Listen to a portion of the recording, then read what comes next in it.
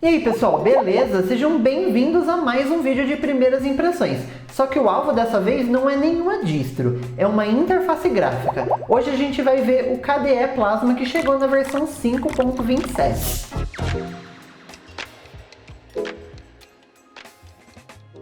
Nesse vídeo a gente vai focar um pouco mais nas novidades que a versão 5.27 trouxe e a gente não vai focar tanto assim no desempenho do sistema, já que esse vídeo aqui está sendo feito através de uma máquina virtual. Aqui na página de anúncio do KDE Plasma 5.27, a gente consegue ver que os principais destaques são novidades na loja, que a gente já vai dar uma olhadinha, essa configuração guiada, que por conta de eu estar utilizando o Debian Testing, eu não consigo acessar ela para mostrar para vocês, e essa disposição lado a lado das janelas, que é mais ou menos como o tiling funciona, que a gente também vai dar uma olhadinha nisso aqui. Se a gente descer um pouco mais aqui, a gente consegue ver em mais detalhes algumas coisas que chegaram nessa versão do KDE Plasma. Aqui a gente consegue ver uma tela desse aplicativo de boas-vindas. Aqui embaixo também tem um vídeo mostrando a funcionalidade de tiling, que a gente não vai ver esse vídeo aqui, a gente vai ver na prática mesmo como que ele é, se é fácil de ativar, se é fácil de configurar, tudo isso aqui a gente vai ver junto. Se a gente continuar descendo aqui, a gente também consegue ver que o Discover tem algumas novidades, que a gente também vai dar uma olhada juntos, e o KRunner também, a gente vai dar uma olhadinha nisso aqui, para ver se ele está funcionando bem. Para mostrar para vocês aqui qual é o sistema que eu estou utilizando, a gente vai entrar aqui nas configurações, em sobre esse sistema, e aqui vocês conseguem ver que eu estou usando o Debian, eu estou usando o repositório seed, então eu tenho as últimas atualizações aqui, e é por isso inclusive que eu consigo acessar a versão 5.27 do KDE Plasma, e a gente consegue ver aqui ó, que o KDE Framework está na versão 5.103, a versão do Qt é 5.15.8, o kernel está na versão 6.1, e ele está usando o Shorg aqui para mostrar a tela. Mas a primeira coisa que a gente vai ver é a loja de aplicativos, que é esse ícone aqui embaixo. O Discover vive recebendo algumas críticas pela internet, muitas pessoas não gostam muito do visual dele, ou acham ele um pouco bugado, mas a gente consegue ver que ele está recebendo um pouco de carinho e tem algumas novidades aqui para ele. Visualmente eu ainda acho que falta um redesign no Discover, porque aqui ele tem muito mais cara de repositório do que de loja. Ele simplesmente tem um menu com uma categoria e ele depois joga os aplicativos aqui. Tem algumas categorias, tem como mais popular, escolha do editor, jogos melhores avaliados. Então ele está indo no caminho, mas ainda não sei se é a melhor maneira de mostrar essas informações. Aqui poderia ter um banner mostrando alguns dos principais aplicativos, poderia ter algumas categorias com alguns textos e mostrando, tipo, por exemplo, se você quer os melhores softwares para escritório. E aí ele tem um textinho explicando o porquê desses softwares, mostrando alguns deles, mostrando, sei lá, o LibreOffice, o OnlyOffice, qualquer software na verdade, vários outros softwares, não só esses softwares de Office também. Mas eu acho que poderia ter um pouco mais assim de uma curadoria dentro da loja, ficaria muito mais com aquela cara de loja, sabe? Igual a gente vê nas lojas do iOS, do Android, do Mac, apesar dele ter pouquíssimos aplicativos dentro da loja.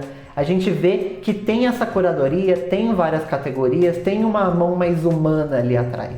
Mas ainda assim, a gente consegue acessar os aplicativos aqui, a gente consegue ver que ele já mostra os mais populares, a gente não sabe como que ele está puxando esses dados, se é o próprio pessoal do Debian aqui nesse caso, que está conseguindo mostrar quais são os aplicativos que tem maior quantidade de downloads, como que funciona isso aqui, a gente não sabe.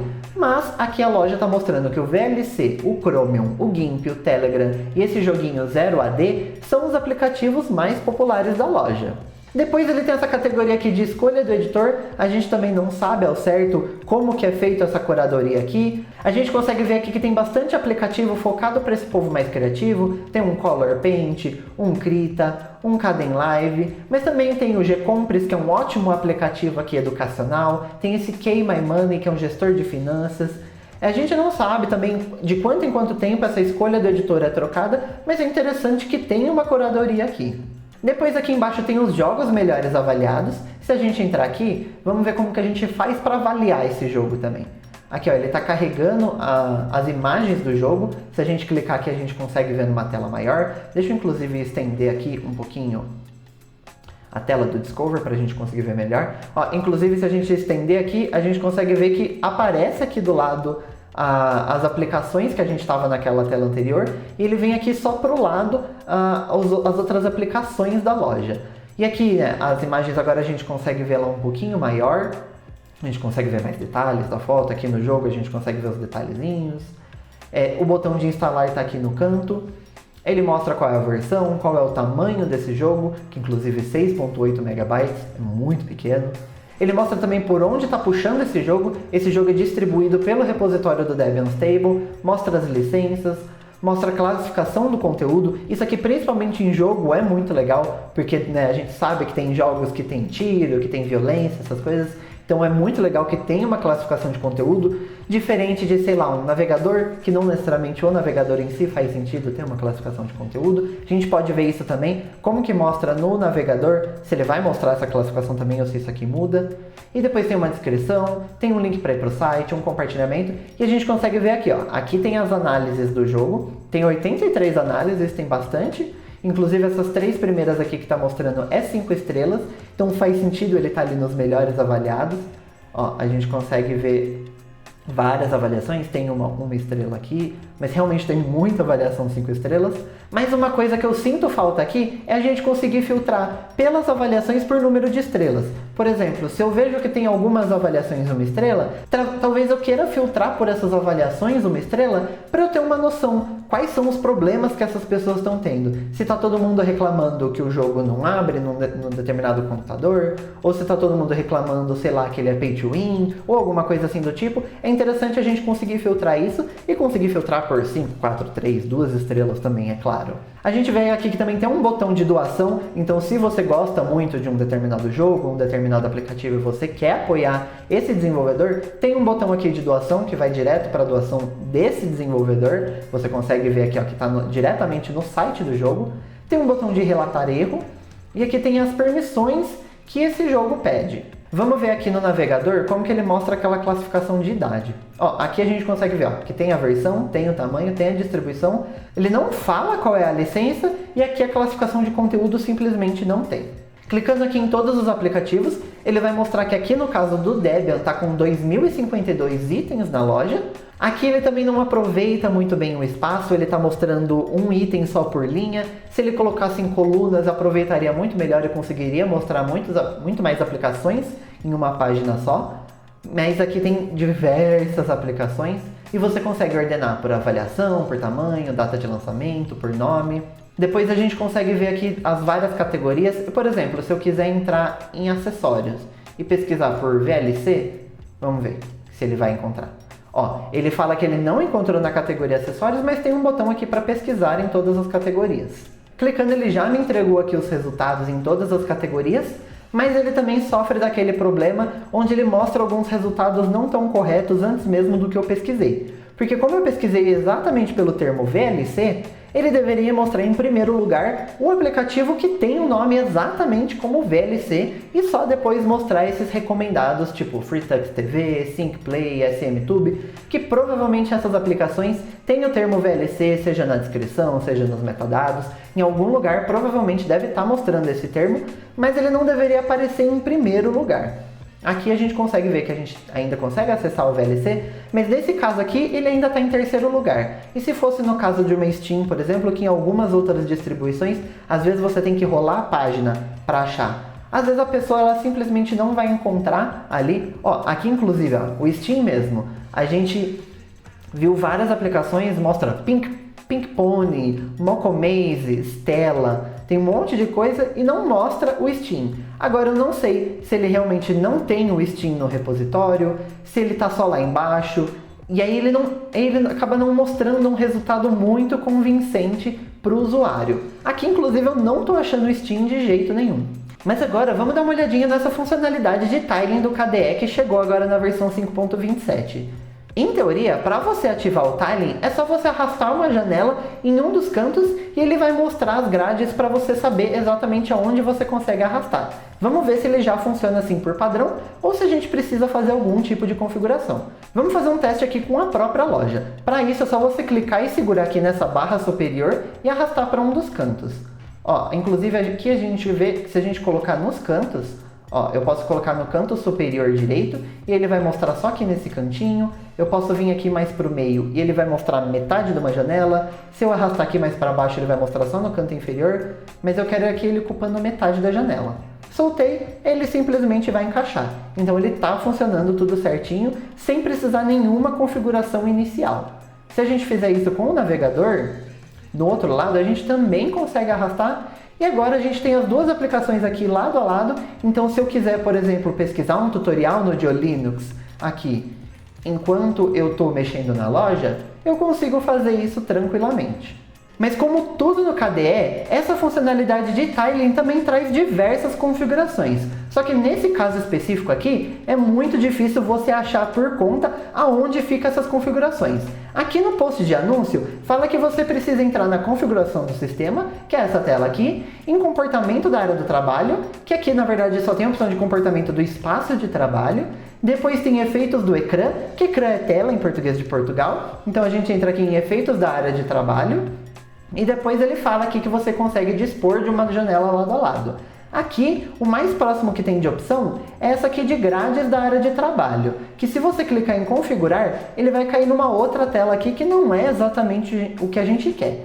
Para a gente conseguir mexer nessas configurações, a gente consegue vir aqui selecionar uma tela, a gente consegue selecionar o botão Meta, o botão Super ou a tecla Windows, dependendo de como você quer chamar ou de como está no seu teclado. Você seleciona ela e aperta a tecla T. Com isso, a gente vai cair nessa tela aqui, onde a gente consegue já mexer nessas configurações.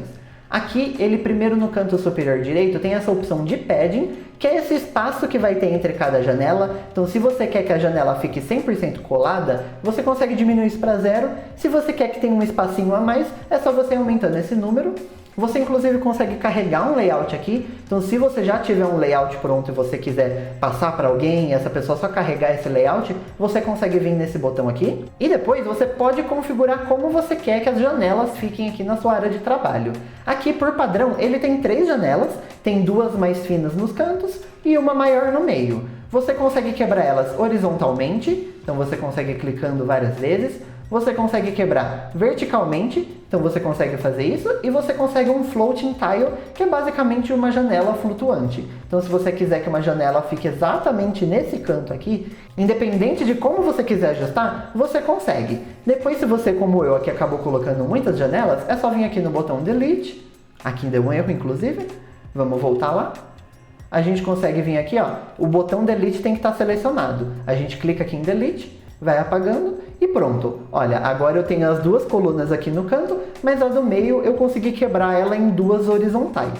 Então a gente consegue vir aqui, depois clicou em qualquer canto, ele some. Então agora, se você vier segurar essa janela e clicar com o botão Shift, você consegue encaixar naqueles espaços que você colocou.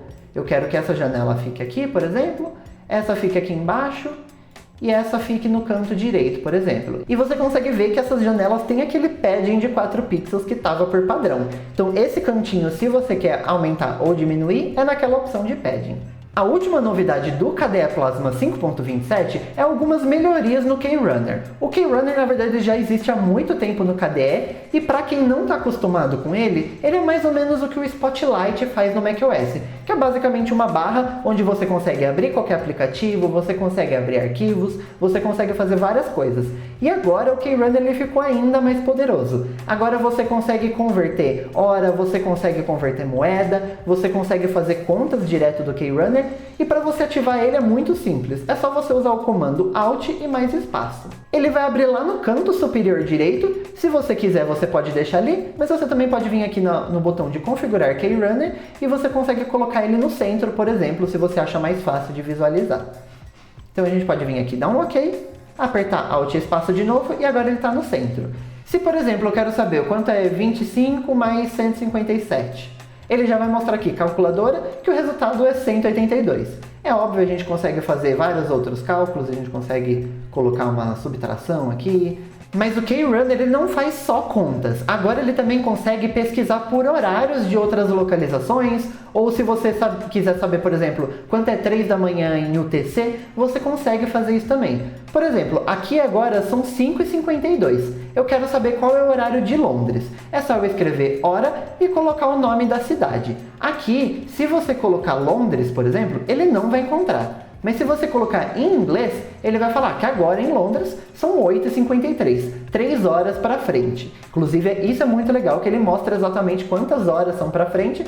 Então, se você está sempre pesquisando de uma cidade específica, você já consegue fazer esse cálculo de cabeça, depois da terceira, quarta, quinta vez. Ele acaba ajudando bastante.